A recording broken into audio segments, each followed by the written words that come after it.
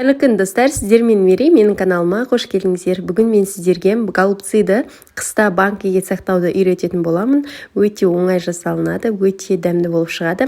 Енемнің жас кезінде үнемі жасайтын салаты екен, сол кісінің айтуы бойынша рецепті мен де жасап көрдім. Алдымен қызанақтарды мясировкадан өткізу үшін осылай бөліктерге бөліп аламыз, немесе блендермен естеңіздер де болады. Қызанақтың барлығын мясировкадан өткізіп алғаннан кейін осылай кең ыдысқа құямыз да, газдың астын жағып, бір осылай қатты қайнатып алғаннан кейін ожаумен араластырып, жай отта қойып қоямыз. Сол аралықта голубцидың ішіне салатын заттарымызды дайындаймыз. Алдымен капустаны майдалап барынша турап аламыз. Одан кейін болгар бұрышын және де сәбізді теркадан үлкен етіп өткізіп аламыз.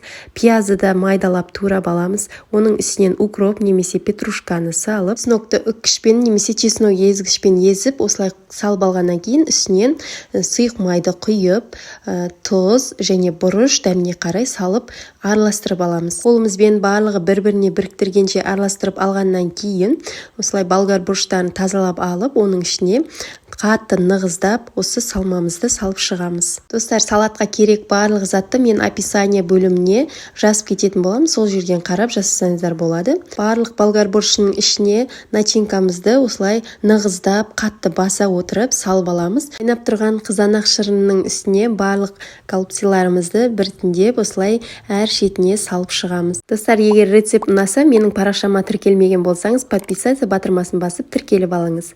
Осылай барлығын салып болғаннан кейін, міне достар, бір қайнатып аламыз да, оның ішінен дәміне қарай, яғни өзіңіздің қалауыңызша лавр жапырақтарын және де бір ащы бұрышты майдалап турап, және де ірі қара бұрыштан салып, осылай жаймендеп ошаудың көмегімен араластырып аламыз. Ары қарай қақпағын жауып, тағы да 40-45 минутта қайнауға қойып қоямыз, баяу отта қоямыз. Достар, осы жерде дәмін қарап көріңіздер. Егер тұзы аз болса, тағы да бір шай қасық тұз қосуға болады. Сол аралықта банкамызды осылай мантываркіде булап аламыз да, қақпақтарында қайнап тұрған суға бір 5 минутқа қайнатып аламыз. Міне банкаларымыз буланып дайын болды, салатымыз да дайын болады. Голубциларымызды осылай бөлек алып, салып аламыз да, оның үстінен шырынын құйып шығамыз. Дәмді әрі ерекше салат болып шықты. Сіздер де осы рецептпен жасап көріңіздер, сіздерге ұнайды деген ойдамын. Барлық банкаларымызды осылай голубциларымызды бірінші кезекте салып, оның үстінен согын құйып, жауып аламыз. Өте оңай жасалынды, өте дәмді болып шықты. Осылай банка бұрағыштың көмегімен қақпақтарын жақсылап жауып аламыз, ауа кіріп кетпесін. Міндетті түрде оған мұқият болыңыздар. Міне достар, біздің банкаларымыз дайын болды. Рецепт сіздерге ұнады деген ойдамын.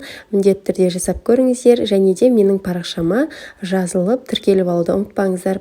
Банкаларымызды осылай қалың көрпешеге немесе плетке орап қоямыз.